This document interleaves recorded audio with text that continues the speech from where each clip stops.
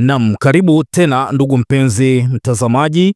Ni siku nyingine tena tunakutana hapa ikiwa ni siku ya tarehe 16 ya mwezi wa 10. Mwaka ni mwaka 2025. Huu ni mwendelezo wa update moja kwa moja kutoka mahakamani, kesi ya uhaini ambayo inamkabili mwenyekiti wa Chama cha Demokrasia na Maendeleo Chadema, Mheshimiwa Tundu Lissu. Hii itakuwa ni sehemu ya kwanza kwa siku ya leo. Nadhani pia tutakuwa na sehemu mbili, yani part 1 na part 2. Lakini hii part 1 itakuwa ni ndefu sana.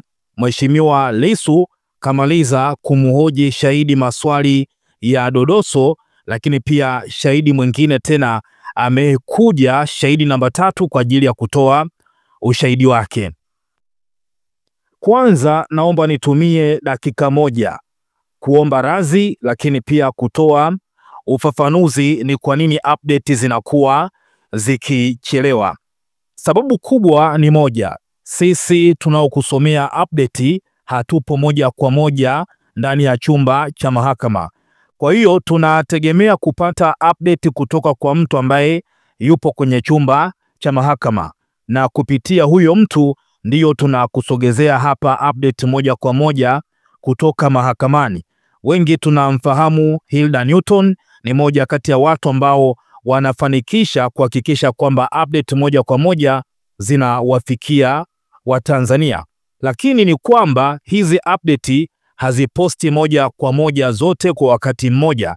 Kwa hiyo anakuwa anapandisha, then baada ya muda tena anaposti tena update nyingine. Kwa hiyo tunachokifanya ni kusubiria mpaka update ziwe nyingi, ili lengo tuweze kuleta update ambayo itakuwa ni ndefu lakini pia inayoeleweka, sio kukatakata part 1, part 2, part zinakuwa nyingi. Kwa hiyo leo tutakuwa na part 2, part 1 na part 2. Na kubwa pia ni kwamba leo Lissu kamaliza kumhoji shahidi maswali ya dodoso, lakini pia shahidi mwingine amekuja kwa ajili ya kuendelea kutoa ushahidi katika kesi hii, na huyo atakuwa ni shahidi namba 3. Moja kwa moja tuelekee mahakamani. Muda huu kesi inaanza hapa mahakamani. Tumefika Mahakama Kuu ya Tanzania, masjala ndogo ya Dar es Salaam. Hali ya mahakama ni nzuri sana. Tunawashuhudia waandishi wakichukua picha mgando na mnato kwa watu mbalimbali waliopo hapa mahakamani. Askari magereza wale wa kikosi maalum yani KM wako hapa ndani ya chumba cha mahakama, wanazunguka kama wanakagua lindo vile. Wasaidizi wawili wa majaji tunawaona hapa wako mbele, mwanamke mmoja na mwanaume mmoja. Kwa wasiofahamu, hawa wanaitwa wasaidizi wa majaji. Kitaaluma ni mahakimu wa kazi. Hawa ambao tunawaita wasaidizi wa majaji, kitaaluma wanaitwa mahakimu wa kazi. Cheo chao ni sawa na mahakimu waliopo Kisutu pale. Hawa hufanya kazi ya kuwasaidia majukumu ya kufanya research mbalimbali za masuala ya kisheria.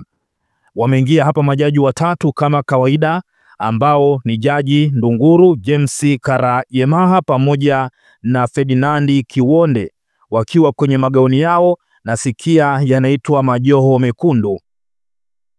Limesomwa shauri hapa na karani, na amesimama hapa pia Lenatus Mkude. Baada ya karani kusoma shauri, Lenatus Mkude, wakili mkuu wa serikali, na ametambulisha wenzake muda huu, anasema upande wa jamhuri wako tayari kuendelea. Mheshimiwa Lissu anaulizwa kama yuko tayari, na anaomba akumbushwe shahidi aliishia wapi kujibu maswali yake. Amekumbushwa, anasema anaomba aanze sasa. Mheshimiwa Lissu: shahidi, umeamka salama? Shahidi: nimeamka salama Mheshimiwa Lissu. Mheshimiwa Lissu: ueleze majaji kama ulieleza kwamba fomu namba 145 kwamba haikusomwa wakati wa komito kule Kisutu. Shahidi: sikuwepo Kisutu. Mheshimiwa Lissu: je, umeileta hapa mahakamani? Shahidi: sijaileta pia. Mheshimiwa Lissu: sasa turudi tulipoishia jana. Kumbuka jana tulishia pale ambapo Lissu alikuwa kimhoji shahidi maswali, na ndipo jaji akasema mawakili wa jamhuri wakaomba kwamba muda ushafika saa 5 muda wa kwenda msibani. Kwa hiyo kesi ikahairishwa. Lissu anasema, turudi tulipoishia jana. Maelezo yako polisi ulitoa maneno mengi ikiwemo baadhi ya maneno mengine aliyotamka rais. Alitoa maelekezo kuwa hakikisheni wapinzani hawaendi kokote. Naomba majaji shahidi apewe exhibit D1 ili twende pamoja. Sasa shahidi baada ya kelele nyingi za wapinzani kuenguliwa akiwemo Nchimbi alisema mambo kuhusu uchaguzi. Je, unafahamu Mchengerwa waziri wa TAMISEMI alisema wakikata rufaa wagombea walioenguliwa watarudishwa. Shahidi, sikumbuki. Mheshimiwa Lissu, je, unafahamu Mchengerwa aliongeza muda wa rufaa ili watu wakate rufaa? Shahidi, sikumbuki. Mheshimiwa Lissu, unafahamu wagombea angalau wa Chadema kwa maelfu walikata rufaa ndani ya huo muda wa rufaa ambao uliongezwa na Mchengerwa? Shahidi, sikumbuki. Mheshimiwa Lissu, rufaa za uchaguzi wa serikali za mitaa zinasikilizwa na kamati za wilaya? Shahidi, sina kumbukumbu. Mheshimiwa Lissu, je, unafahamu wenye viti wa kamati za rufaa za wilaya ni makatibu tawala wa wilaya ambao ni wateule wa rais? Shahidi, sina uhakika. Mheshimiwa Lissu, wote waliokata rufaa waliorudishwa hawafiki hata 10. Shahidi, hilo sifahamu. Mheshimiwa Lissu, ila maneno yangu unasema ya uongo kuhusu uchaguzi wakati wewe kila kitu hujui. Shahidi Kaaya anakaa kimya hapa. Mheshimiwa Lissu, sasa watu anasema hapa kwamba sasa watu wanaosimamia uchaguzi wote wa serikali za mitaa ni watu wa rais kama nilivyokuonyesha. Mimi nakosea wapi? Shahidi Kaaya, rais akishachaguliwa anafanya kazi kwa niaba ya serikali na sio chama chake. Mheshimiwa Lissu, kwa hiyo akikosea na mimi nikimpinga nikisema anafanya mambo ya hovyo kuengua watu wa Chadema, nakosea wapi? Hapo anakuwa ameacha kuwa mwana CCM. Shahidi, haachi kuwa mwana CCM. Mheshimiwa Lissu, sasa wewe fundi wa viyoyozi, hebu tuambie kazi mwenyekiti wa CCM anazifanya nani kipindi akiwa rais? Shahidi, anaendelea kuzifanya yeye mwenyewe. Mheshimiwa Lissu, unafahamu zaidi ya 98% ya wenye viti wa mitaa waliochaguliwa ni wa CCM? Shahidi, sifahamu. Mheshimiwa Lissu, je, unafahamu kwamba mwaka 2014 kwenye uchaguzi wa vijiji na mitaa ambao wagombea wa upinzani hawakuenguliwa walipata 33% ya viti vyote vya serikali za mitaa? Shahidi, sina takwimu hizo. Mheshimiwa Lissu, je, unafahamu mwaka 2014 asilimia zaidi ya 20 walienda kwa upinzani? Shahidi, hilo nilisikia. Mheshimiwa Lissu, uchaguzi wa mwaka 2019 ambao wagombea walionguliwa wa upinzani, CCM ilipata wenye viti wa mitaa kwa 100%. Shahidi Kaaya anajibu na kusema ya kwamba sikumbuki. Baada ya kujibu kwamba hakumbuki, Mheshimiwa Lissu anasema uchaguzi wa mwaka 2019 serikali za mitaa, CCM ilipata 98% ya wenye viti wa vijiji. Shahidi, sina kumbukumbu. Mheshimiwa Lissu, je, unafahamu uchaguzi mkuu wa mwaka 2020 ndio ulikuwa na wagombea wengi wa ubunge kuenguliwa kuliko chaguzi yoyote toka uchaguzi uanze? Shahidi, ukikosa sifa unaenguliwa tu. Mheshimiwa Lissu, wewe ni fundi viyoyozi, mambo ya sifa unayajulia wapi? Haya, jibu swali langu. Shahidi, sikuwahi kufanya huo utafiti. Mheshimiwa Lissu, kwamba wagombea 63 kati ya 244 walienguliwa wa ubunge? Shahidi, sijawahi kuwa mwanachadema. Mheshimiwa Lissu, hata magazeti husomi ndugu yangu. Kaaya, sifahamu mimi. Mheshimiwa Lissu, wagombea wa udiwani 1150 kati ya 3900 walienguliwa mwaka 2020. Unafahamu? Shahidi Kaaya, sina takwimu mimi, sijui. Mheshimiwa Lissu, wagombea wa CCM 872 wa udiwani walipita bila kupingwa kutokana na kuenguliwa kwa wapinzani kwa mujibu wa taarifa rasmi ya tume. Shahidi Kaya: sijawahi kuisoma hiyo taarifa. Mheshimiwa Lissu: waheshimiwa majaji, mimi nilisikia wagombea walipita bila kupingwa. Anasema kwamba mimi nilisikia kwamba wagombea walipita bila kupingwa, lakini idadi ya 28 sikumbuki. Huyo ni shahidi akijibu akisema kwamba hakumbuki. Naam, baada tu ya Shahidi Kaya kusema kwamba sikumbuki, Mheshimiwa Lissu sasa akasema mimi nasoma ndio maana najua walikuwa 28, wewe unatengeneza viyoyozi. Shahidi anasema mimi ni askari polisi, sio fundi viyoyozi. Mheshimiwa Lissu: kwa hiyo hukusema hapa kuwa umesomea air condition? Wewe ndio ulituambia haya mambo ya viyoyozi au nani alituletea? Shahidi anasema nilisema basi yaishe, watu wanacheka hapa. Mheshimiwa Lissu: kwa hiyo toka mwaka 1995 hakuna mgombea hata mmoja wa CCM ambaye amewahi kuenguliwa kwa kukosa sifa. Shahidi: unaweza kuwa sahihi.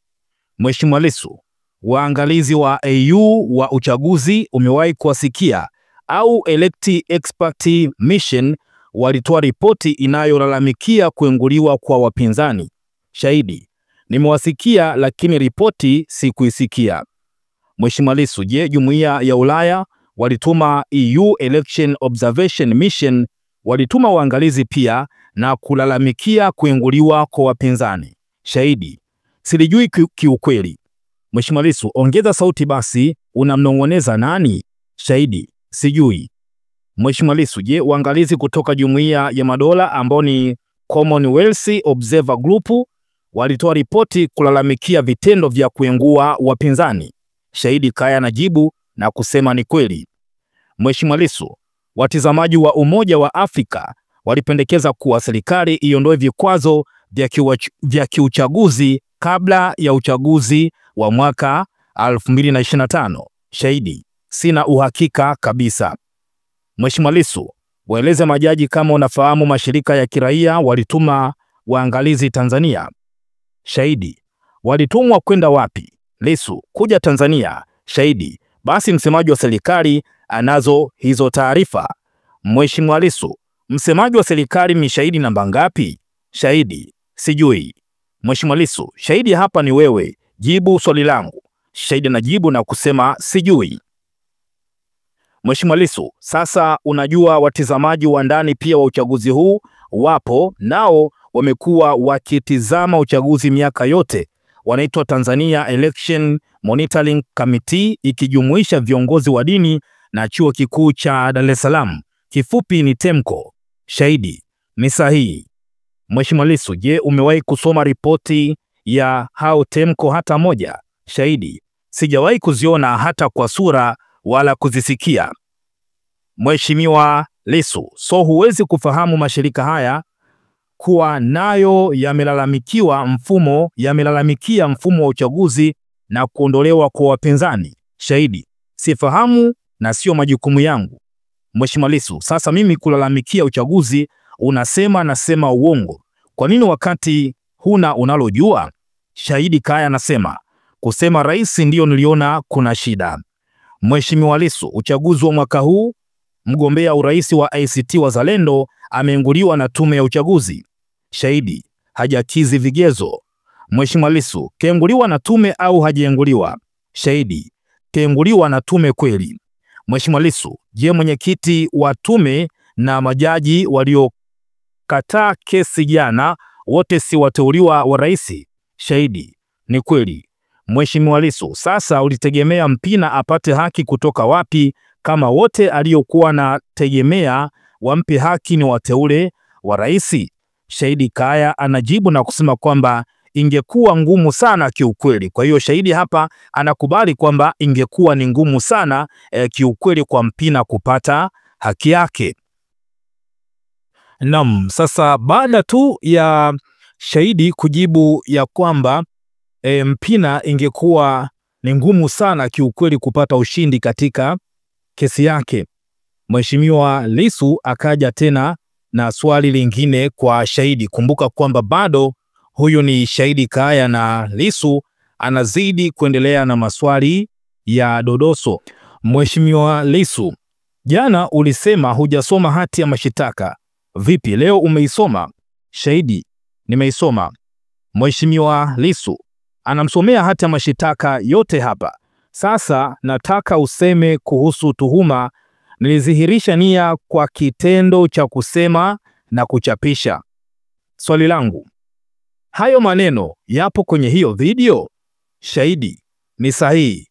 Mheshimiwa Lissu, tukitaka kujua maana ya kuchapisha, tuangalie sheria ya mitandaoni, yani Cyber Crime Act. Shahidi, tunaweza kupata kupitia sheria ya makosa ya mtandaoni na sheria zingine. Mheshimiwa Lissu, zingine ni zipi? Mimi najua moja. Shahidi, kama zipo. Mheshimiwa Lissu, mimi sizijui, wewe niambie ni zipi. Shahidi, nikizijua nitakwambia. Mheshimiwa Lissu, sasa mimi sihangaiki na huo umbea, wewe soma section ya 3 ya hiyo sheria ili usitupotezee muda. Je, kwenye hiyo section ya 3 kuna maana ya neno uttering, yani kusema? Shahidi, kuna neno hapa offering in other way.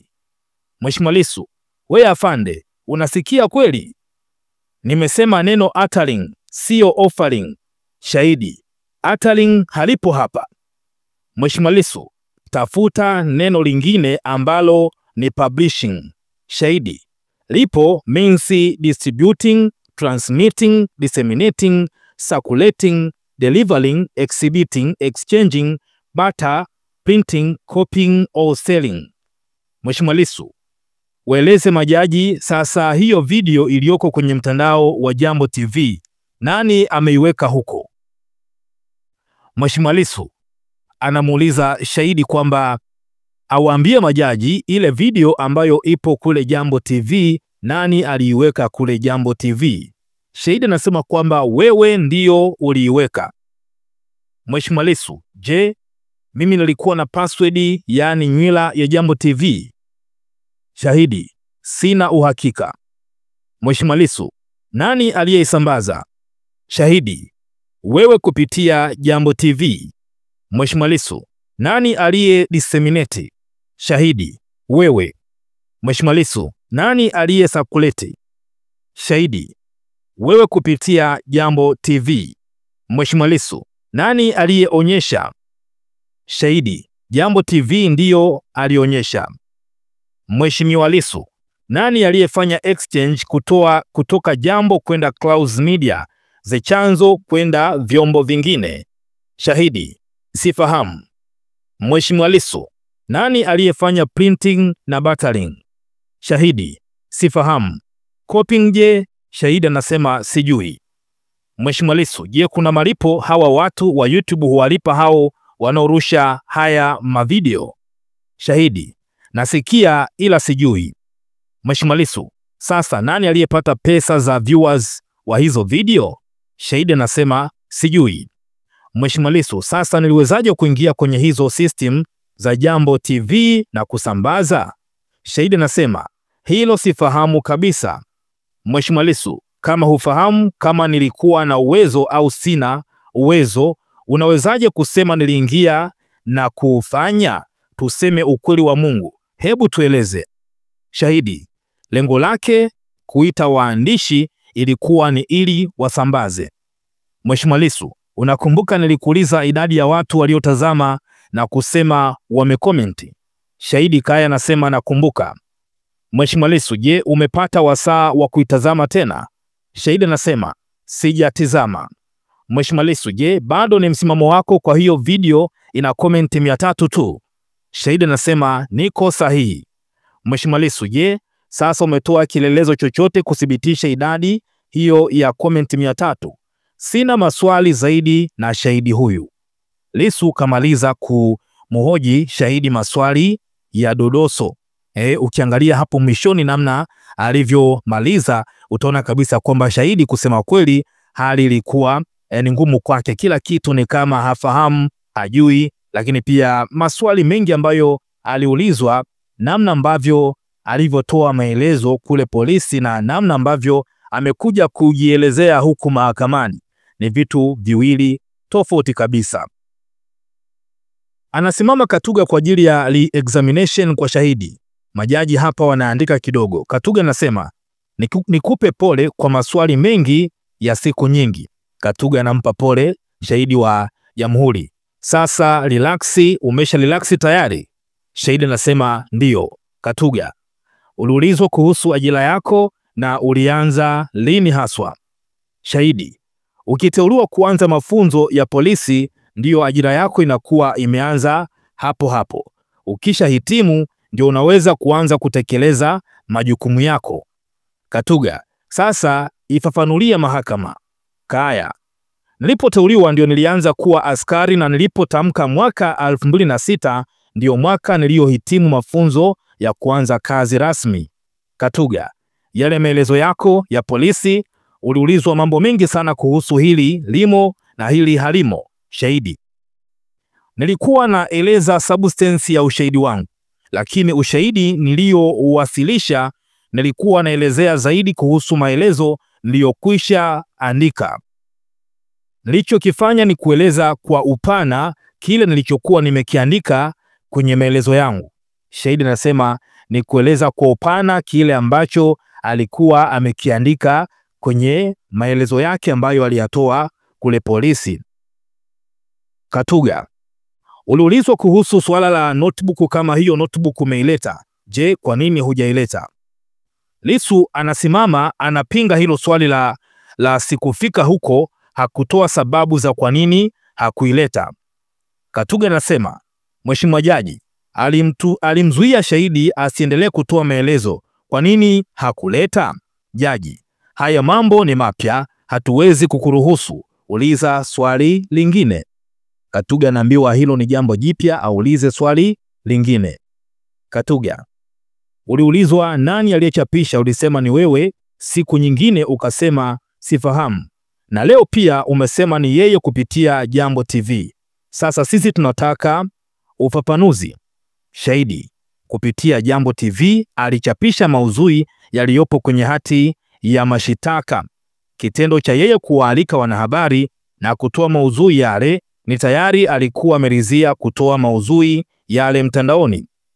Katuga, kila baada ya swali moja anafanya vikao na mawakili wenzake 6 hapa mahakamani.